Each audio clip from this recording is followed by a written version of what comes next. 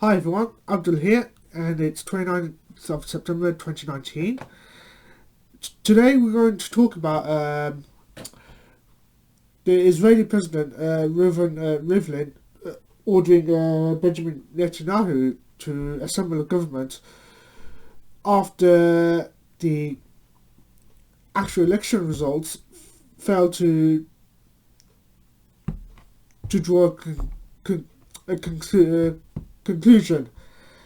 So, in case you missed what's happened before then, they've had the election results come in, and they obviously had the election with regards to the votes and all that shenanigans. Basically, what happened during the votes, the voting stage of that, is that the results were virtually tied with no conclusion, well, no proper actual conclusion that results or how it would result in an immediate installation of the new Prime Minister. So, here's an article, a Reuters article which is posted on Yahoo, saying that on the September 23rd, 2019, there were in unity talks with Benjamin Netanyahu and Benny Gantz from the Blue and White Party, Netanyahu being from the Likud Party. But that obviously didn't come to fruition, and now, excuse me, you had this happen. And what's this, one will ask? Well, the answer's in the title of this AFP article. Again, posted via Yahoo. Netanyahu tasked with forming a new Israeli government as per the Israeli president Reuven Rivlin's orders, due to the fact that there's no conclusive decision in terms of the vote the results. So I'm going to read this article for you. So here goes. Israel's president tasked Prime Minister Benjamin Netanyahu with forming a new government Wednesday after, well, I assume the Wednesday just went past, after last week's deadlocked elections, but the Premier faces a tough battle in negotiating a coalition deal to keep him in power. President Reuven Rivlin mandated Netanyahu to try to form the government after his initial attempts at negotiating a unity deal between the Prime Minister and his main challenger, Benny Gantz, collapsed. Netanyahu again called for a unity government when accepting the mandate from Rivlin, but the two sides appear a long way from a compromise. The 69-year-old Prime Minister, noting security and diplomatic challenges, said a broad national unity government is needed now. Everyone understands that there won't be another opportunity, Netanyahu said from Rivlin's residence. That's why I'll do everything in my power to establish it with joint leadership. Gantz, however, criticised the negotiating tactics Netanyahu's Likud party had used so far and reiterated that his own Blue and White Party would not be part of a government with a Prime Minister facing indictment for serious crimes.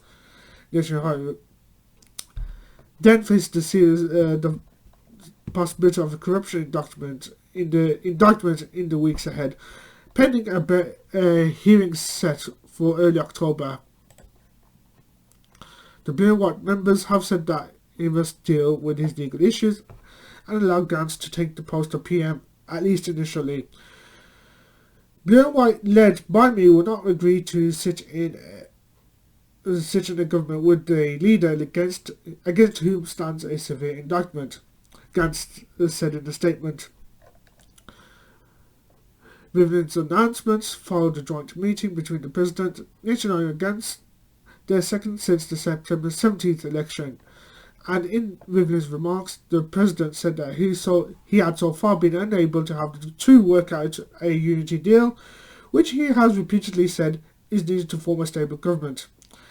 From that point on, Netanyahu will now, well, as of the time of writing, which was 25th of September. But as of that point on, he will have whatever's left of that 28. Netanyahu, from that point, will have whatever's left of 28 days to form a government, with a possible 2-week extension. And if all attempts fail, Rivlin, according to the news report here, can then assign the task to someone else.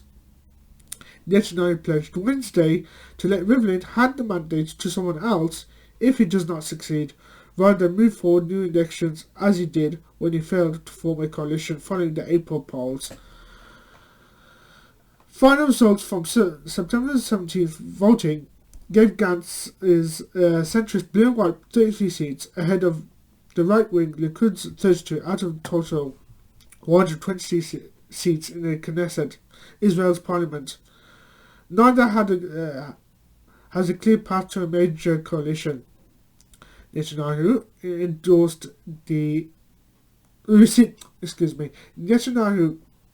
received the endorsement of 55 members of parliament for the post of prime minister after the election, while Gantz has received 54. 10 of the parliament members endorsing Gantz, however, are from Arab parties and have said that they will not serve in a government with the ex-military leader. A rotation agreement. Well, this is subheading a broad governing coalition. But anyway, carrying on. A rotation agreement has been floated, but there has been disagreement over who'd lead it first. And chief negotiators for the Kurd and the Blue and White Party met on Tuesday, but emerged afterwards with only vague statements. Netanyahu is Israel's longest-serving PM and has shown no sign of willingly giving up the post he has held for a total of more than 13 years. The timing in a rotation agreement is especially important for Netanyahu, especially when a PM does not have to step down if indicted, only if convicted with all appeals exhausted, while other ministers can be forced to do so when charged. Rivlin has pledged to do all he can to avoid a third election in a year's time after April's inconclusive polls. And while the elections highlighted the divisions within Israeli society, Jewish and Arab, religious and secular, it is now time to work together on building a shared vision for our common future, Rivlin said at a Wednesday reception for foreign diplomats marking the Jewish New Year. I therefore believe that the right path for the State of Israel today is to build as broad a governing coalition as possible. Netanyahu has highlighted the fact that he has more support from smaller parties in parliament and pledged not to abandon them in a coalition deal. Gantz says his party is the largest and he should be in the lead. And separately, Israel's Arab parties running together under the Joint List Alliance finished as the third largest force in parliament with 13 seats. And should Likud and the Blue and White Party succeed in forming a unity government, Joint List head Ayman Odeh could emerge as Israel's first Arab opposition leader. Basically, to sum all that up, excuse me, you actually have Israel doing a lot of crap, basically. A lot of faffing around with regards to the future of who's going to lead Israel. And because of the election results being inconclusive, they're both apparently scrapping for a coalition, etc., with several parties. And this particular situation has also gave some sort of protection for Netanyahu, as he's already has corruption charges brought against him and all that crap. So this is basically giving him some kind of lifeline, not only in terms of his status as PM, but also softens the blow for any issues that he'll face later on. And you've got articles from the Daily Beast, which I suggest you actually read in your own time, because it basically covers the same talking points as the first article that I've read out for you. And the Reuters has also done a report on this story as well. You've also got the Explainer, which breaks down the whole story here and what it means for the future of Israeli politics, especially with the fate of Benjamin Netanyahu and possibly Benny Gantz. So, yeah, I really do suggest you actually read this in your own time. Then you got the New York Times also covering this. Now, God, excuse me.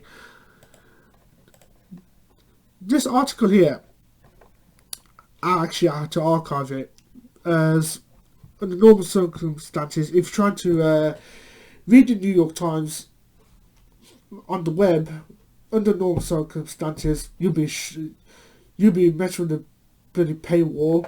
So I've got, God damn it, yeah. Here, like I would say here, all the links will be in the show notes. But I do suggest you go for articles that are usually shoved behind a paywall. Go to the archive.fo links as shown here. So there's that. What I've also seen is that a few people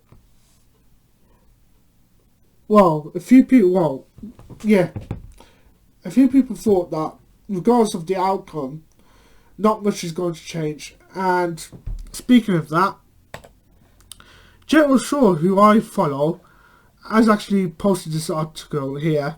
Well, a link to another New York Times article stating that Israeli Arab faction explains why it did not back Benny Gantz. He just added his own take on this. Two things: I don't understand what they're talking about, and it doesn't make a difference at all. So you can tell that the skepticism is already pretty rife. And there's another article here, the Guardian article, which sums up, which basically shares the same sentiments as Gerald Shaw and another Twitter user who I'll catch up on in a few seconds, or probably a few minutes by the time I've finished with that. But the article in question from Gerald Shaw, Israeli Arab faction explains why it didn't back Netanyahu's rival. Yeah, basically covers the same points as Gerald Shaw did as well. So I'll read this article out for you. So be prepared, buckle up and be prepared, I say. But anyway, here goes. An Israeli Arab party that broke with its allies and refused to back Benny Gantz.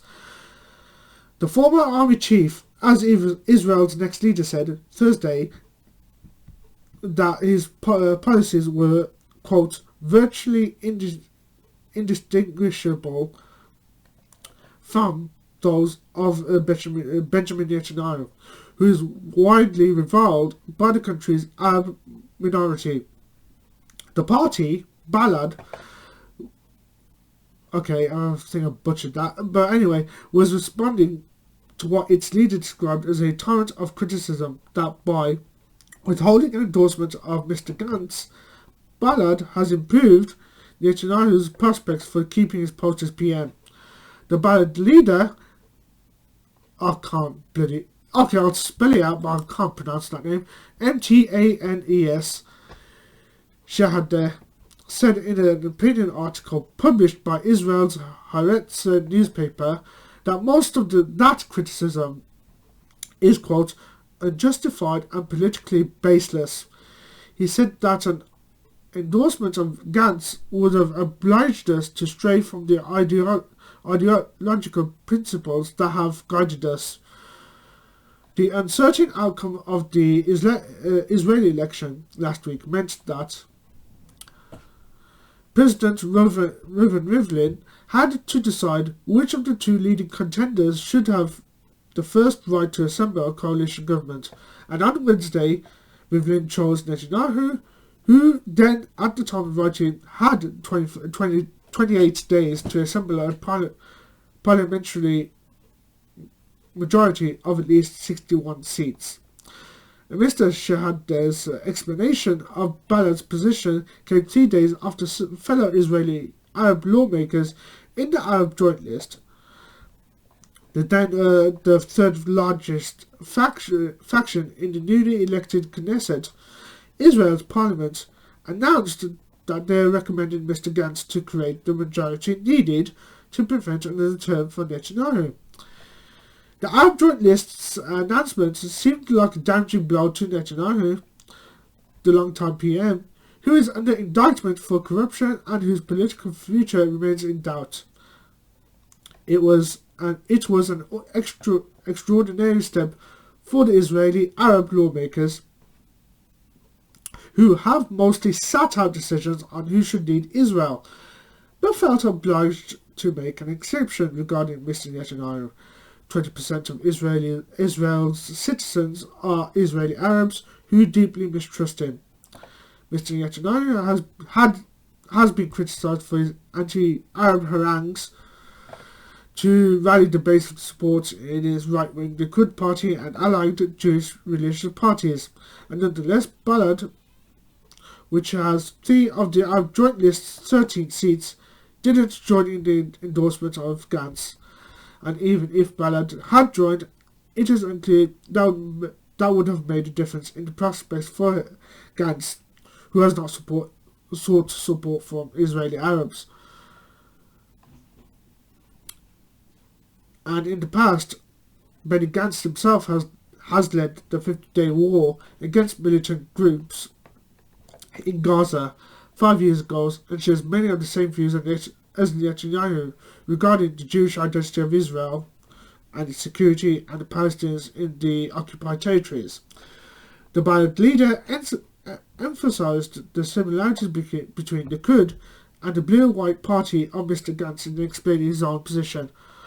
On questions related to the status of Israel's Arabs, issues like substantive equality and recognising Arab citizens as a national minority with collective rights, it's virtually indistinguishable from Netanyahu's Likud, he wrote. Given the situation, he wrote, we couldn't support him. Basically, the Ballad party leader just flat out said Benny Gantz and Netanyahu are virtually the same as each other, and the points just keep getting echoed the further we go into this video. So, speaking of that, you also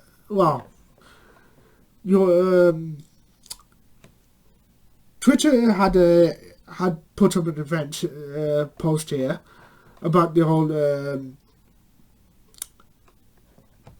I can't even say it now, about the whole election status and how Benjamin Netanyahu was told to assemble a government. But so you can read that in your own time and catch up with the tweets here via this event link in the top left hand corner,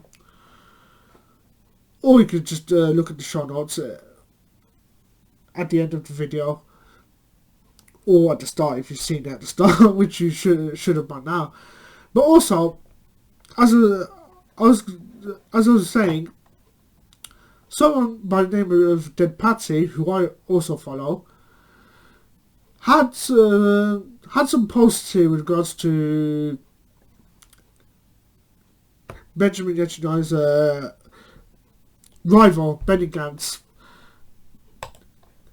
and he says that it doesn't really matter who wins the Israeli election today, which there was an election back in April, and the September election results were based on the September election was based on the continuation of that as the April elections weren't really conclusive.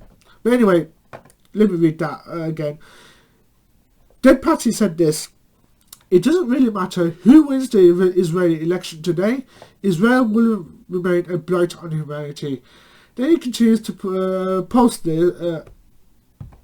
continues the whole Twitter thread with two posts. One of them is Benjamin Gantz's war crimes case in the Netherlands against a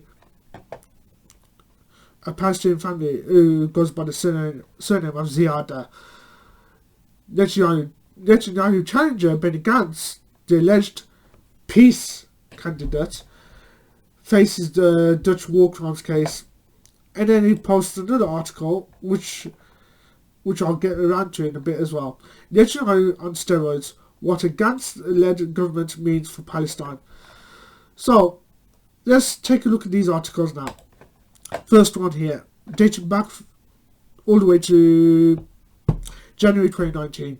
Netanyahu challenger Benny Gantz faces the Dutch war crimes case. Now, as you can see here, Benny Gantz has got a lot of shit on his hands, especially with what he's responsible for. And he is responsible for one of the 2014 onslaught in Gaza. And so much so that one of the families has decided to step up against Benny Gantz in this regard in the courtroom. So I'll read this article now. Benny Gantz is seen as the main contender to unseat Benjamin Netanyahu in Israel's upcoming elections. However, the ex-Israeli army chief is currently being sued, as of the time of writing here, is currently being sued in the Netherlands for bombing the Ziada family, or the home of the Ziada family, during Israel's 2014 onslaught in Gaza. An Israeli airstrike destroyed the house in the Al-Bulij refugee camp in central Gaza on 20th of July 2014, killing 6 members of the Ziada family and the 7th person who was visiting at the time. Palestinian Dutch citizen Ismail Ziada lost his 70-year-old mother, Muftia Ziada, 3 brothers, a sister-in-law, and a 12-year-old nephew. Ziada holds Gantz and Emir Eshel, then Air Force chief, responsible for the decision to drop the bomb. Last year, Ziada's lawyers summoned Gantz and Eshel to appear on 27th of June in a Dutch court to answer the charges. The lawsuit demands more than $600,000 in damages plus court costs from the Israeli generals. Shortly before that date, the commanders appointed a lawyer to represent them, thus affording a default judgment in Ziada's favour.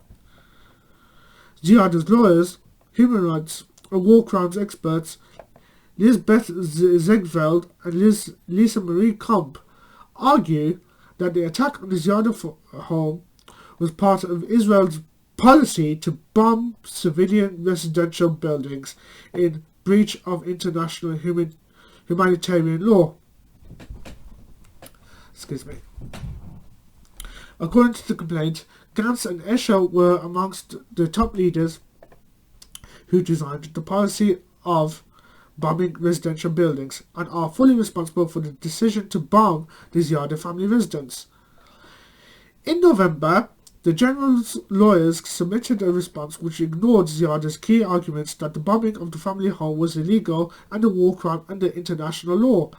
Instead, though, the generals claim a right to immunity, and they also dispute the jurisdiction of the Dutch court, based on the claim that Ziada could seek justice in Israel.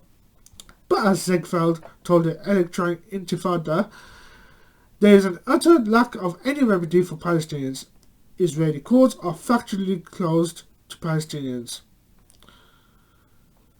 Human rights groups have previously documented Israel's systematic refusal to seriously investigate allegations of war crimes and other serious breaches of international law during its assault on Gaza. This reality is underscored in a recent ruling in the case of Palestinian doctor Izzeldin Abu Elish against the Israeli state for killing his 3 daughters during Israel's 3-week assault on Gaza that began in December 2008. Last month, a court in Beersheba ruled that Israel bore no responsibility for the 16th of January 2019 shelling of Abu Elish's home that killed his daughters Bisan, 21, Maya, 15, and Aya, 14, along with their cousin Noor. A video of Abu Elish speaking on the phone to an Israeli television station after Israeli tank shells killed the young woman testifies to the pain inflicted on him and his family. During its 51-day assault on Gaza in 2014, the context for Ismail Ziada's lawsuit in the Netherlands, Israel carried out thousands of airstrikes, including targeted attacks on residential and other civilian buildings. An independent investigation commissioned by the UN Human Rights Council found. In total, 2,251 Palestinians were killed, including 1,462 civilians, amongst them 551 children. According to the investigation, more than 11,000 Palestinians were injured, the majority of which are women and children. Gee, what a surprise there, said no one ever. The inquiry found that Israel's destruction and killing often amounted to war crimes and quote, excuse me, and quote, may have constituted military tactics reflective of a broader policy approved at least tacitly by decision makers at the highest levels of the government of Israel, end quote.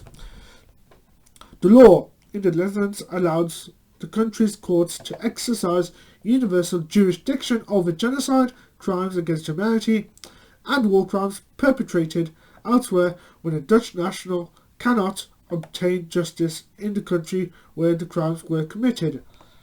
By suing the Israeli generals, Zegfeld says Ziada is asking the Dutch court to, quote, fill the legal vacuum and do justice, end quote. The first hearing is expected in March 2020. No, my bad. Not 2020, excuse me. The first hearing is expected in March, and if the court decides to allow the case to go forward, the Israeli generals will undoubtedly appeal. But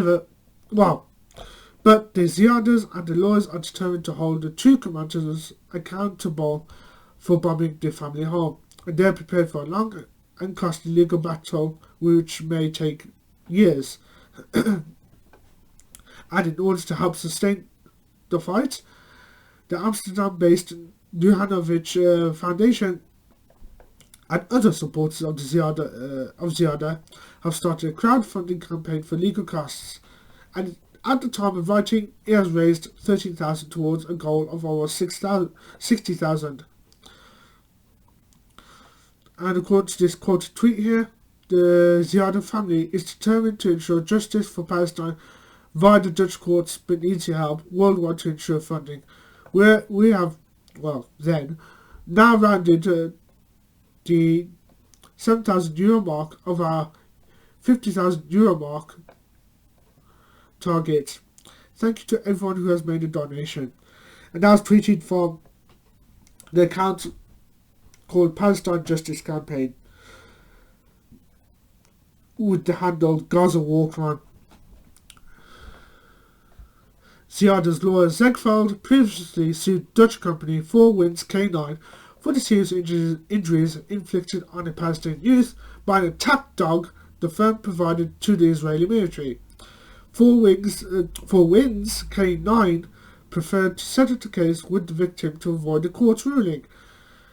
And meanwhile, Ziada caught the attention of Israel's Justice Minister, Eilert Shaked, and it is absurd that Ziada went to a Dutch court to seek justice, she told Dutch newspaper NRC in December, claiming Israel has one of the best judicial systems in the world. And the Netanyahu Foundation, of which Zegveld is a co-founder, aims to help victims of war crimes achieve a measure of justice. The organization is supporting the Ziada case because it's important that civilian victims of war are able to obtain redress for the harm they suffered, Director Friedrich Deflaming told the Electronic Intifada. The foundation wants the Israeli government to acknowledge responsibility for its crimes and to provide some form of regular compensation to victims through litigation, Deflaming added. The right to redress is meaningless if victims don't have access to justice and if there's no institution or court to hear their claims. There's no doubt that Gantz and Eshel can count on the support of the Israeli government, which will be prepared to investigate large sums in their defense.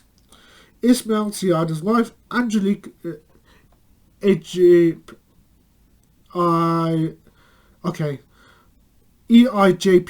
I can't pronounce that.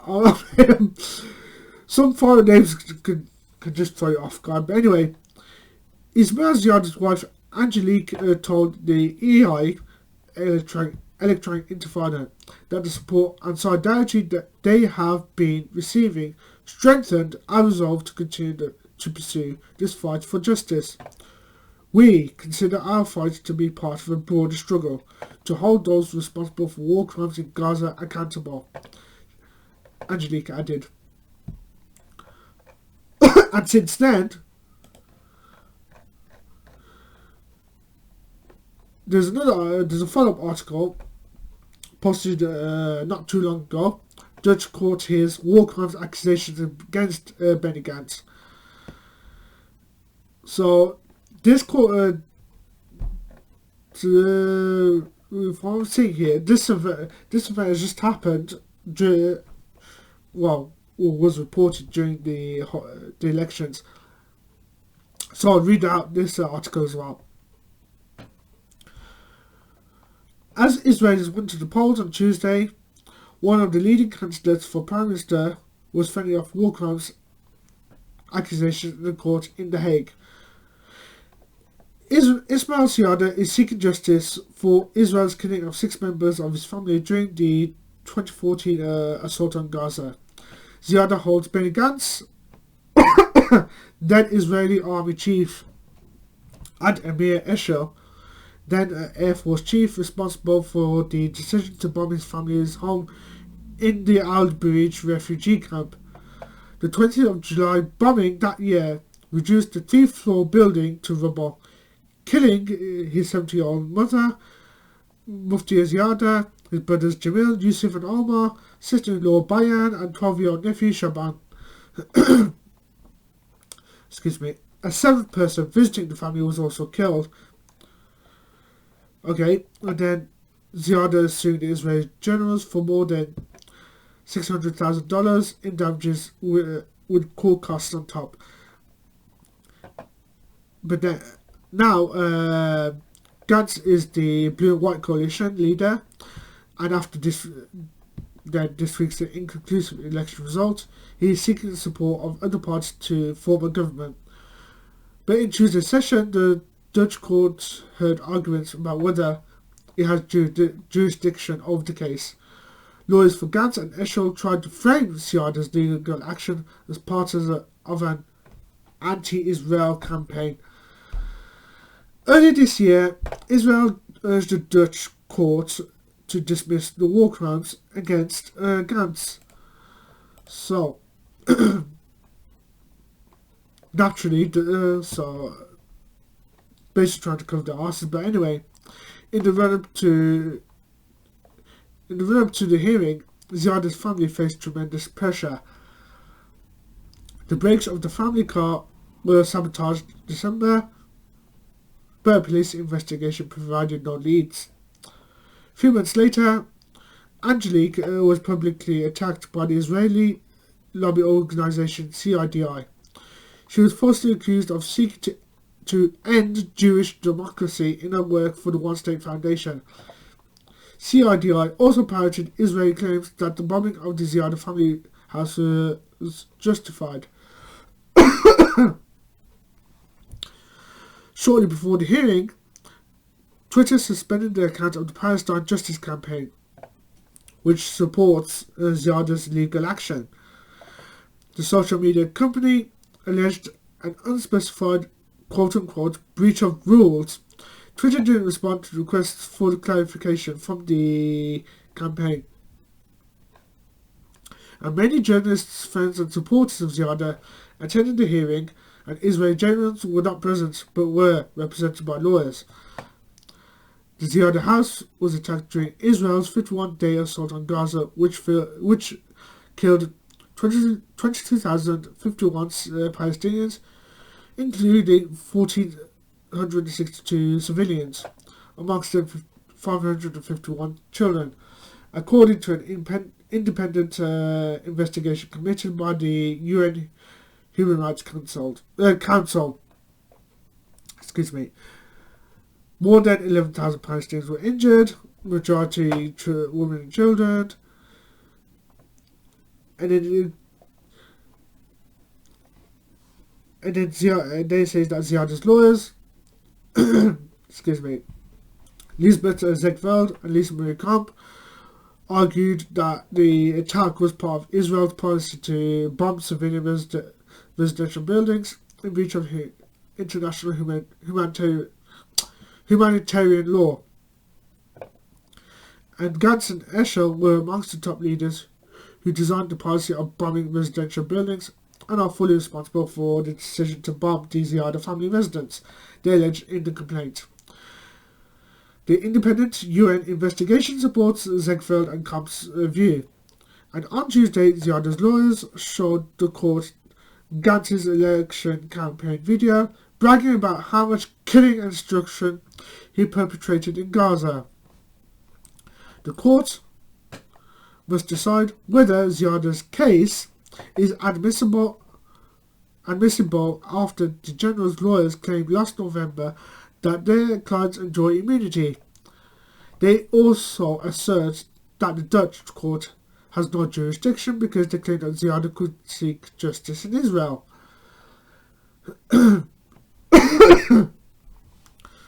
Excuse me. Said that several times now, especially when I was coughing so many times. But anyway, Gantz and Eshel were represented by a team of 5 lawyers, an indication that Israel will spare no expense trying to shield its generals from accountability. And while the Israeli government is paying the generals legal fees, Ziada's supporters donated money via a crowdfunding campaign to support his case. The general's brief argues that Ziada's case is an effort to put Israel's judicial system in the suspect's bench. They assert that the case seems to be primarily a means of creating a stage for an anti-Israel campaign, a standard Israeli government talking point. But Ziada's lawyers provided many examples to support their claim that the Dutch court has jurisdiction over the case, and the law in the Netherlands allows countries' courts to exercise universal jurisdiction over genocide, crimes against humanity, and war crimes perpetrated elsewhere when a Dutch national who is involved or was dragged into it cannot obtain justice in the country where the crimes were committed. Gantz's and Eshel's lawyers dismissed the evidence offered by Zegfeld about how Israel's legal system discriminates against Palestinians. They asserted that UN investigations should be taken with a pinch of salt. And rather than address substance, they blasted the UNHRC as notoriously anti-Israel. The lawyers also warned the courts that acceptance of jurisdiction may have, quote, diplomatic consequences, end quote, a likely warning of Israeli retaliation. But Dutch courts are independent and should not take political considerations and attempts at intimidation into account. In a statement to the court, Ziada provided the context of his quest for justice. He emphasized the lack of accountability for Israel's crimes, and Ziada told the court that his experience with Israeli violence started long before 2014. While still a child, he was shot in the head at close range with a rubber-coated metal bullet and in the leg with live ammunition. He also witnessed another child being shot dead with a bullet to his head. This video shows part of Ziada's statement in court. I'll play this video shortly afterwards. But Hussein Abu Hussein, a Palestinian lawyer who has defended many Palestinians in Israeli courts, testified at the hearing. He told the court that practical and legal obstacles make it impossible for Ziada to seek justice in Israel. In 2014, Israel declared the Gaza Strip enemy territory and its residents enemy subjects. Therefore, as a result, Israel denies liability for harm it causes to Palestinians in the Gaza Strip. Abu Hussein explained.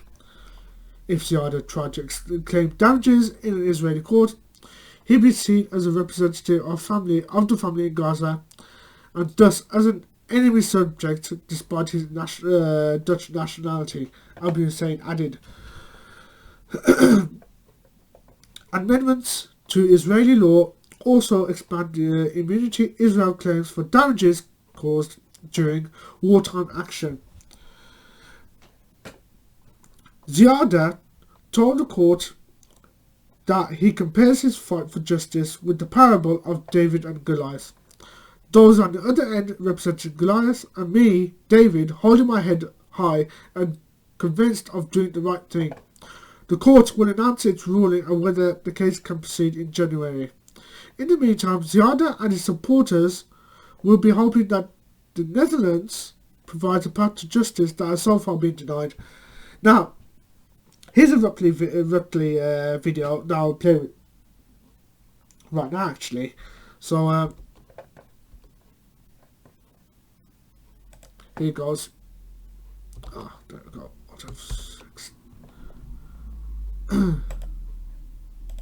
Here you go. Watch this. De rechtbank. Ik u willen vragen om u te introduceren, degene die u bij u hebt. Dus met producties van de kant van gedaagden. Dus er ligt nu een tekst van 15 minuten. Dus hold on. Let me play this. It is. Let me play that again. De rechtbank.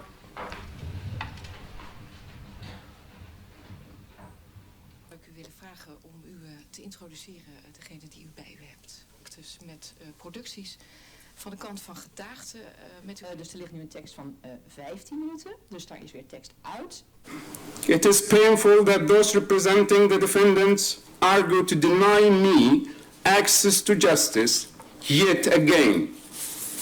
Knowing a thing or two about the Israeli legal system and the way it works against Palestinians, I find the argumentations brought forward farcical as well as vicious. Gewoonterecht. Kort gezegd zijn de bouwstenen hiervoor. Ongeveer een half uur. En dan zullen we naar verwachting om 1:03 weer de draad oppakken. I have faith that this court is able to recognize the concept of law is abused here as nothing but a fig leaf to cover up what is in fact a system of occupation, oppression and denial of rights. Boog kunnen worden gevolgd, dan zal deze uitzondering uit de aard der zaak. 2014 was not the first time I was impacted by Israeli army actions. I was shot with live ammunition in the leg. I was shot at very close range with a rubber-coated metal bullet in the head. I witnessed another boy being shot in the head next to me, dying on the spot. U hier reflecteren of wilt u meteen door met het pleidooi? Een stelling dat in geval van internationale misdrijven naar huidig internationaal gewoonterecht in strijd. Het doel van Protective Edge was het beschermen van de Israëlische burgerbevolking door het beëindigen van de in die periode hevige en voortdurende raketbeschietingen vanuit de Gazastrook richting Israël. De Israëlische rechterlijke macht wordt wereldwijd gerespecteerd. Onze eigen... Al deze aspecten van de Israëlische rechtspleging. De Israëlische officials handelden namens de staat Israël in het kader van de uitoefening van hun officiële functies in verband met de luchtaanval. Op deze immuniteit is expliciet een beroep gedaan door de staat Israël in een diplomatieke nota van 18 oktober 2018. De strafzaak komt immers alleen voor de rechter.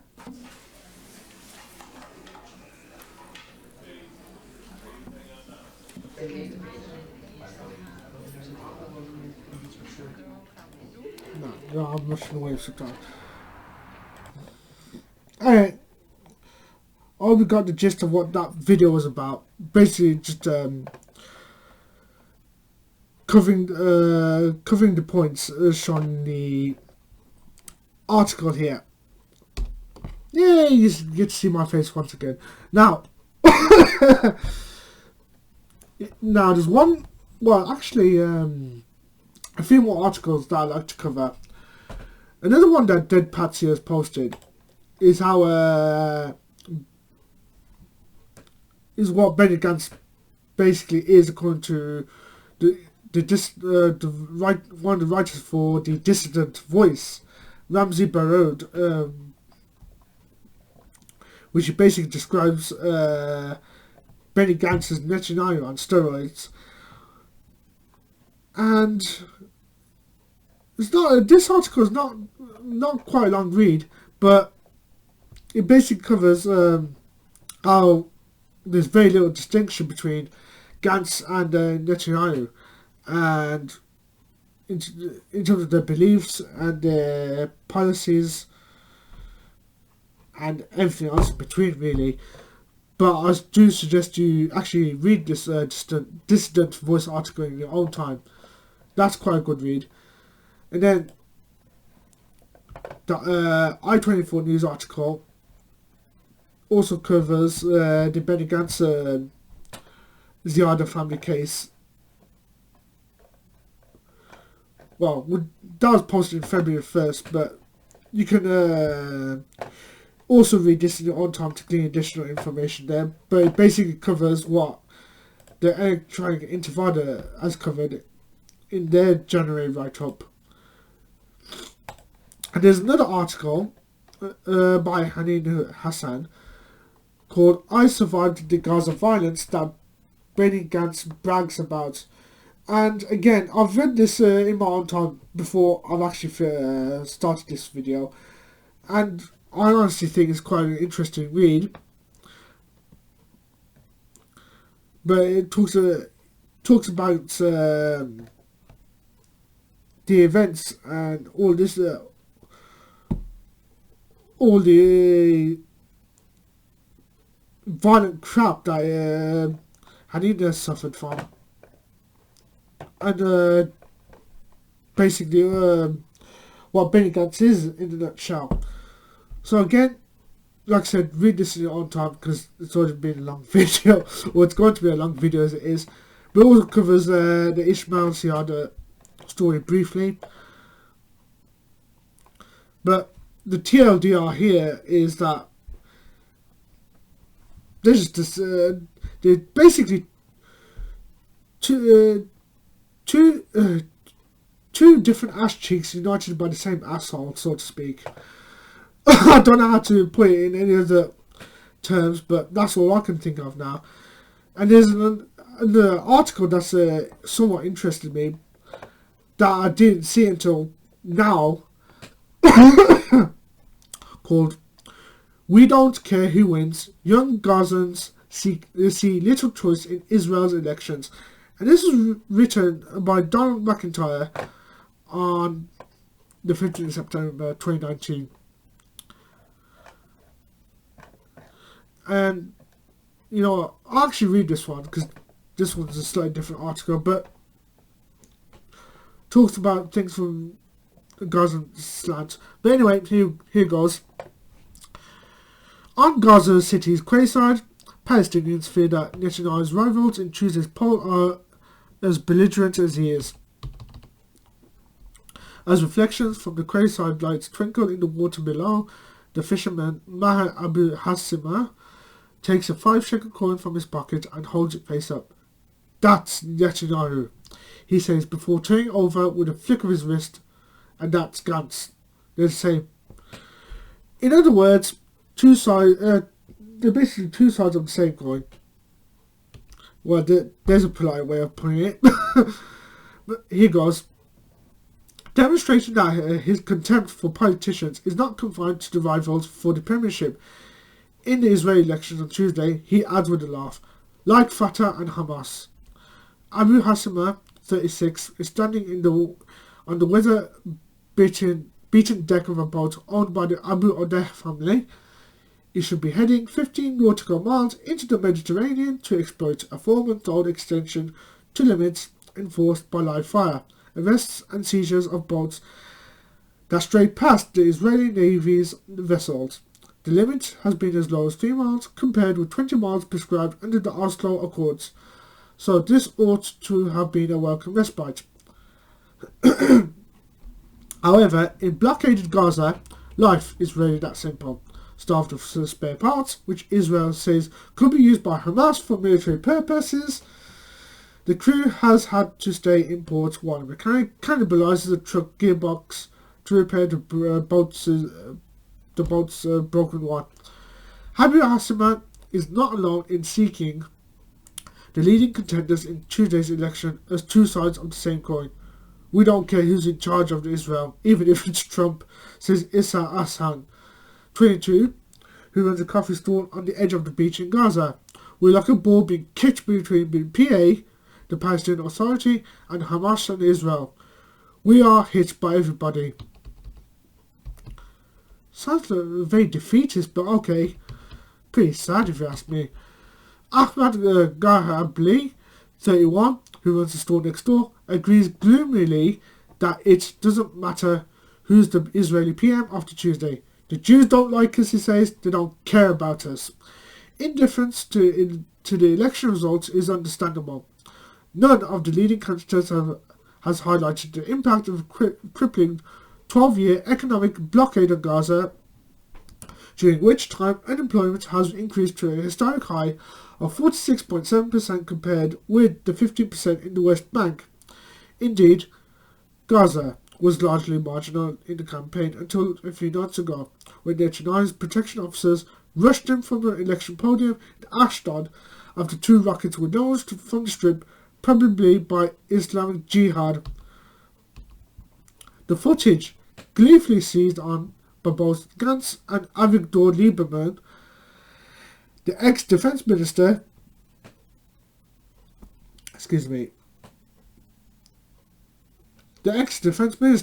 who is likely to play kingmaker if there's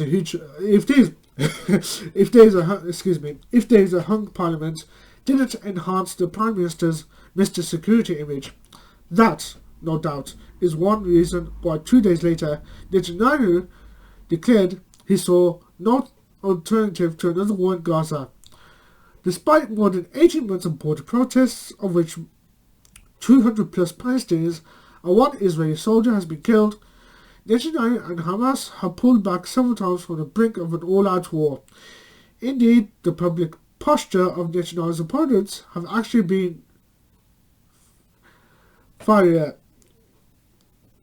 Okay. F-I-E-R-I-E-R. I really need to know what that word means, but I've not seen that before. But anyway, well, I could do it to improve my vocabulary as well. But anyway, enough of that.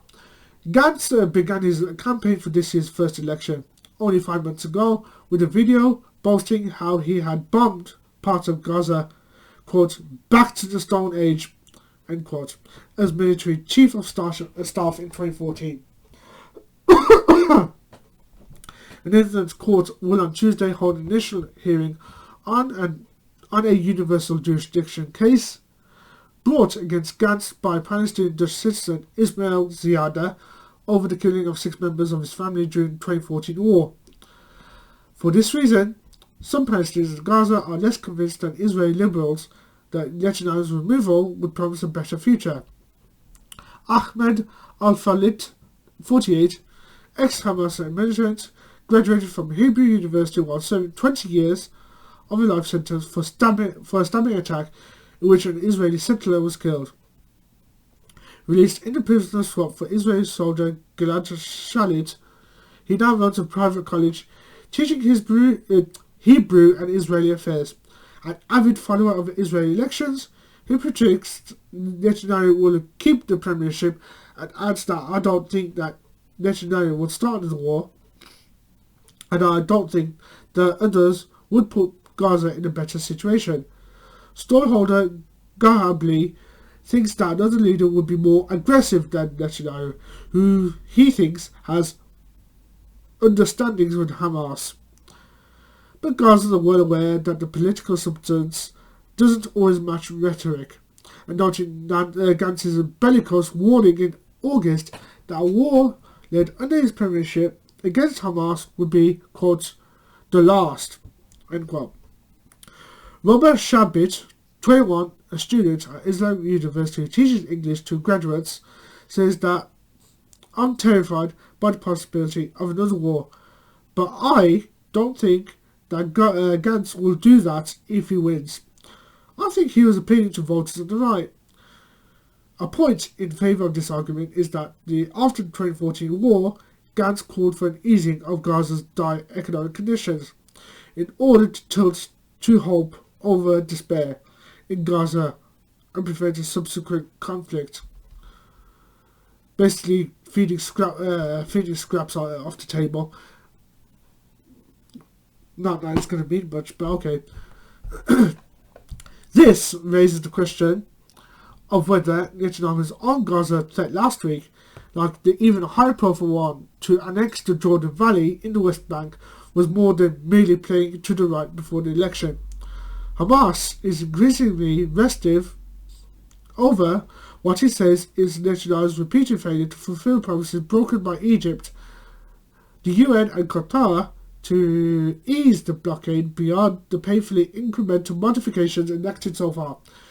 The extreme right-wing parties that Netanyahu would need for a coalition would almost certainly prefer him to move militarily on Gaza than to order the lifting of the blockade. For now, the frustration of Gaza's younger generation is palpable, and not just amongst those who have risked life and limb at the border fence. I see what they've done there. But anyway, just amongst those who have risked life and limb at the border fence each week. Fadi Dora, aged 19-year-old Fadi Dora has no job, but earns 10 shekels a day, happy out at Hassan's beachside store. And, along with the 48% of Gazans polled last year, he would like to emigrate. There's no work here, no income. Asked who he would like to see lead Israel after the election on Tuesday, Fadi says bluntly, I don't give a shit. I don't care about it. We need work and we need to live. Talk about a very bleak picture. The whole drama in Israel has really crushed some of the spirits with some of these guys, that's for sure. I actually do feel for them. They should never go through shit like this. And to be honest, first worlders, like everyone else and I, should be grateful that we have a roof on our heads.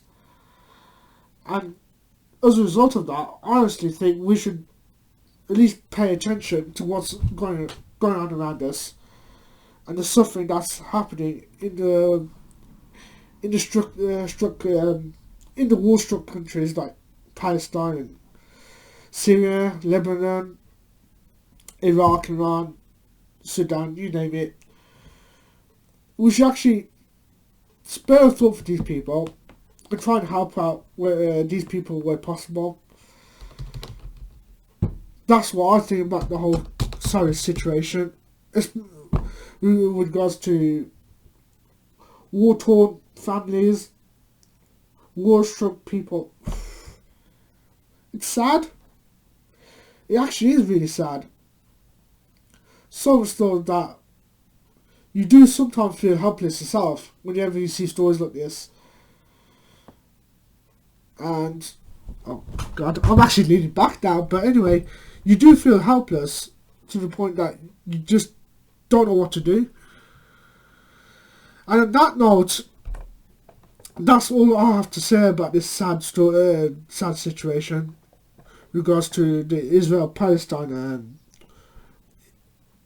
struggles, the Benjamin Netanyahu's status as PM being angry on the balance, but still has another chance to, well, retain that status as PM, thanks to the yet another inconclusive result at the elections.